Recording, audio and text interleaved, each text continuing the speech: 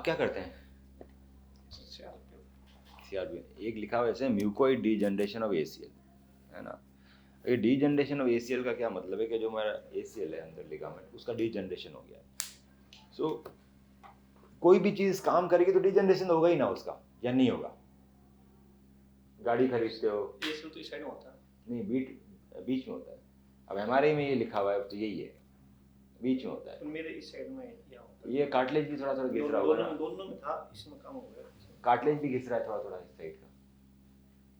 इस साइड के अंदर क्या होता है, इस साइड के अंदर कार्टिलेज और मेनिस्कस होता है, एसीएल ये बीच में रहा, ये पैर है ना सर, इधर नहीं, इधर हो रहा है आपको मीडियल साइड, अंदर साइड में होता है। हाँ ये एसीएल है बीच में, इसका डीजनरेशन आया हुआ एमआरआई में आया है, फोटो में आया ना एमआरआई में। जहाँ दर्द हो रहा है वहां पर क्या है, ये मीडियल साइड में दर्द हो रहा है, वहां पर हमारा कार्टिलेज है और मेनिस्कस है।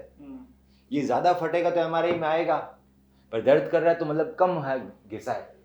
ये कार्टिलेज थिक होता है, मोटा लेयर है, ये थोड़ा घिसेगा तो दर्द करेगा, ज्यादा घिसेगा तो ये एमआरआई में आएगा, नहीं तो आएगा नहीं। सो एसीएल में डैमेज है, और जहाँ दर्द हो रहा है मतलब यहाँ के कार्टिलेज में भी हल्का सा डैमेज है।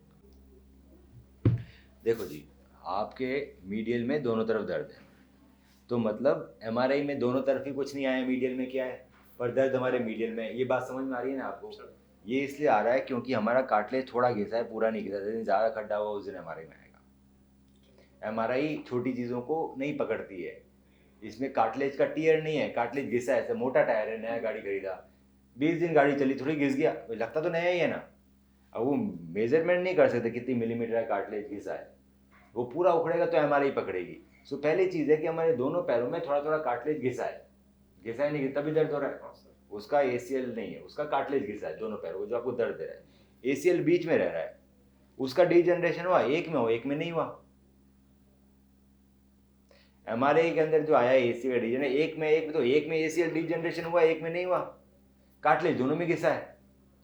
मुझे तो ऐसे लग रहा है कि मैं विटामिन सी की गोलियां चूसता था, छाले होते थे, तो विटामिन सी की गोली चूसने से और एक मैंने प्रेड करी थी हार्ड वर्क, तो उसकी वजह से वो सर किसी की वजह से नहीं घिसा। आदमी की जब गाड़ी चलती है तो टायर घिसता है नहीं घिसता?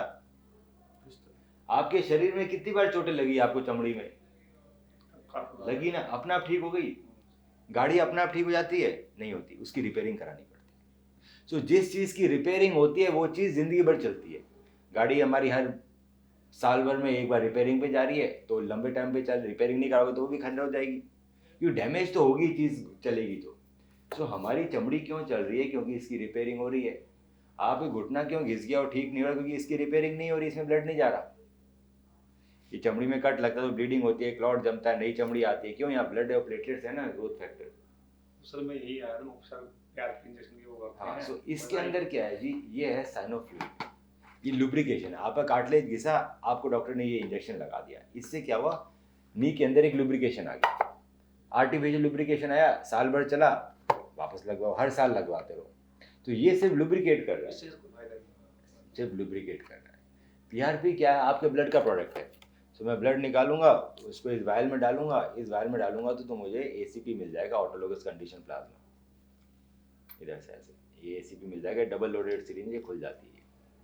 तो यहाँ पे मेरे को एसीपी मिल गया, इसमें सारे प्लाज्मा, ग्रोथ फैक्टर सब कुछ है। ये जब मैं आपके नी में इंजेक्ट करूँगा तो क्या होगा, रीजनरेट होगा, जो हमारे चमड़ी में ऐसे काम करते हैं ना वैसे।